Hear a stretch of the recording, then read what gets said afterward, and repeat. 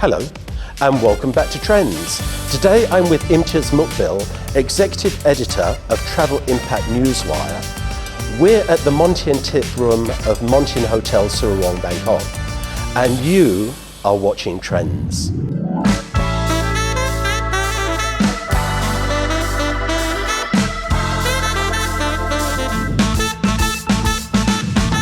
Imtiaz, you're one of the longest serving English language journalists in Thailand, and you're sitting on this wealth of knowledge and experience in Thai tourism.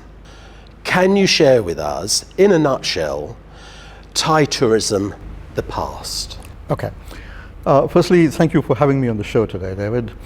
I am actually, as a journalist, incredibly proud and honored to have covered this industry since 1981. That makes it 43 years now in the industry. It's actually been, as a professional journalist, this has been an incredible learning curve. It's been an incredible education. It's been an incredible source of knowledge and intellectual horsepower. When I look back over the 43 years and compare the growth of Thai tourism to many of the other destinations around the world, I'm very proud to have actually called Thailand the greatest story in global tourism history. And there is a reason for that. It's not something that I have made up. In 1981, I started covering travel and tourism. In 1982, they held one of the biggest conferences of PATA ever held for that era. There were about 2,000 delegates who came here at that time, which was quite a phenomenal number. In 1983, we got hit by the AIDS crisis, the first crisis. Since that time, I have covered just about every crisis known to mankind in Thailand, except perhaps snowstorms and avalanches. I've covered tsunamis, military coups, floods, political disasters, you name it. Economic crisis of 1997, all kinds of ups and downs. In spite of that, in 2019, before the COVID crisis hit, we were one of the top destinations in the world. Just under 40 million tourists. Now, this did not happen by chance. It happened because great people came up with great policies, produced some wonderful products, enacted some wonderful strategies. It was all very, very careful planning, partnerships, a lot of great things that were done by some wonderful people. And it is today what I'm trying to do is to cherish and preserve the memories of those people and those products and those policies as a learning curve, because there is a lot to be learned from that. And I'm really honored that I've actually managed to keep a lot of that data, a lot of those images, a lot of those documentation. It was like a museum. They had enormous value. And I knew over time that it's like collecting coins or stamps, that over time, if you preserve them enough, 10, 15, 20, 30 years down the road, they would have enormous value. And that's what's happening today. So for me, trying to get people to learn and appreciate and respect the value of this great history and learn from it and create a better industry in this post-COVID era is really work in progress right now. And I'm hoping that it will go forward in the months and years to come. And thanks very much for having me here, and I hope that will actually advance the cause. It's great. Now, with the evolution of the Thai tourism industry, when I met you before, you threw a date at me, 1987. Why is that important? Okay, 1987 was Visit Thailand year. This event basically revolutionized the global tourism industry. It was today when I ask people if they know and remember what great event was celebrated that year, nobody seems to know anything about it. That year we produced 23% growth in tourism, which was for that time was an absolute phenomenal amount. Thai Airways International spent more money on marketing that year than they spent on operations. It was an absolute phenomenal event. And because of Visit Thailand year, it triggered a ripple effect all through the globe. Private companies saw that there was profits and money in it. Government saw that there was visitor arrivals, economic growth, jobs in it. Regional countries saw that there was a lot of value towards preserving their culture and their heritage and showcasing it all to the world. It was an absolute phenomenal event. And it is the pinnacle, the peak of what I'm trying to preserve and present in my history. It is really absolutely the apex of the entire history and the reason why I call Thailand the greatest story in global tourism history. Given that rich past, where are we with the present? Have we learnt and built upon our successes? And what's happening today? We've got through COVID, oh my goodness. Where is Thai tourism 2023? Okay, let's look at the present situation right now. We are actually, again, before COVID, we heard all these buzzwords about creating a new normal, build back better, convert a crisis into an opportunity. These were the three mantras of the time. And of course, you heard them over and over and over again.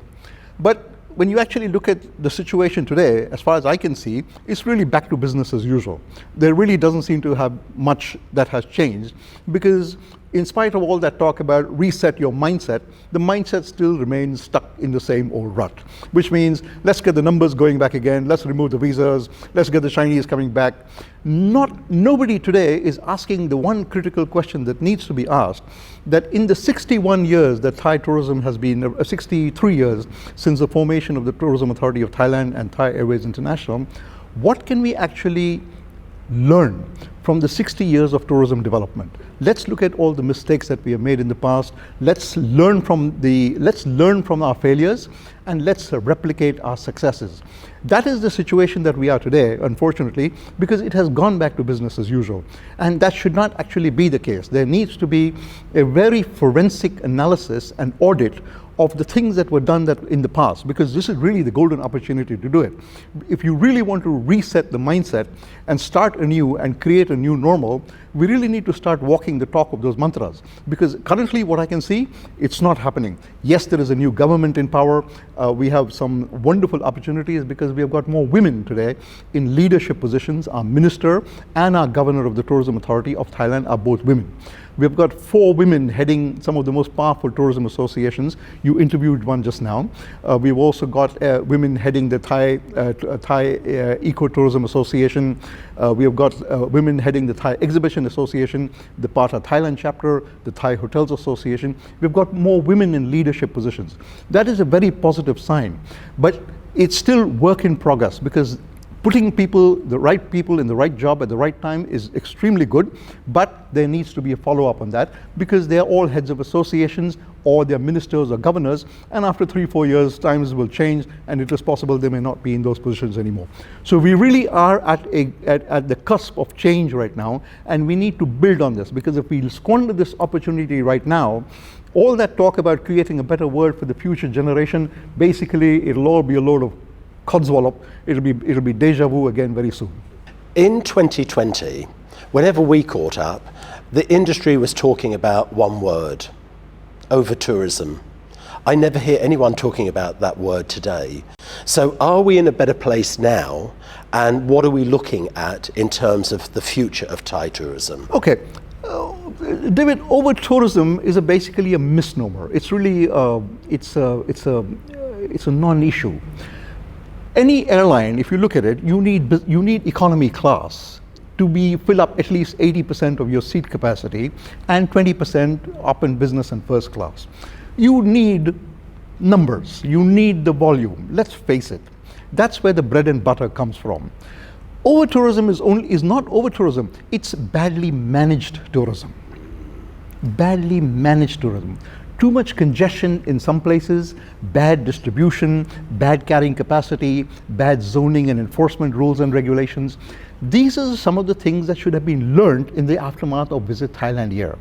Unfortunately, these are the things that do not get learned, because this cycle keeps repeating itself. There is no such thing as over-tourism, a complete load of crap if you ask me. Because there is plenty of space in this country to take not only 40 million tourists, but I would say 400 million tourists. Because there's plenty of landmass, not just within Thailand, but all around the ASEAN and the GMS and Asian region. There are loads of places, except that if you land up everybody having a gold rush and investing only in one place, because that beach is supposed to be pristine and clean and virgin, then everybody rushes in there, then obviously there's going to be degradation of that policy. So in that particular isolated place, there's going to be, yes, over tourism. But there are loads of other places which, if the development had been equitably distributed, you would never have had this problem. And it is because that failed to happen that you have this phenomenon. Frankly, that word is a complete, as far as I'm concerned, a complete misnomer. Having said that, again, I repeat what I said earlier on, which is we need to inventory all these mistakes. Because if these are some of the things that we did wrong, we do need to develop it and fix. On a final point, if we don't learn the lessons of history now, all these talk about futurists and thought leaders and visionaries, I mean, what does it actually mean? Futurists, as far as I'm concerned, basically tell you what you want to hear. What historians like me are trying to do is to tell you what you need to hear. And that's the difference between a good doctor and a quack. So we need to really look at, honestly and truthfully, be really very honest with ourselves and say, look, we have done a lot of things in the past that we should not be doing again for the sake of the future generations, because we all talk about leaving a better world for the future generations. Well, if we are not going to learn from the past, we are certainly not going to leave a better world for the future generation. And one of the most important things we need to do is to balance that. Yes, you need people to tell you about what's going to happen in the future, but you also need to tell people to remind you about the past. And I'm hoping in my lifetime to be able to fix that imbalance before I hang up my hat and ride off into the sunset. So past, present, future, we are on the road to progress, and hopefully we learn from the past. I think Thailand will come out of it in one way or the other. It'll come out brilliantly. It always has, it always will. There will always be ups and downs, but I think at the end of the day, this country and its tourism industry will always remain the greatest story in global tourism history. Imtiaz Muqbil, thank you for being with us here today. Thank you. Thank you. Thank you to the Montian Hotel for providing the venue. And if you like this conversation and would like to view more, please like and subscribe to the channel.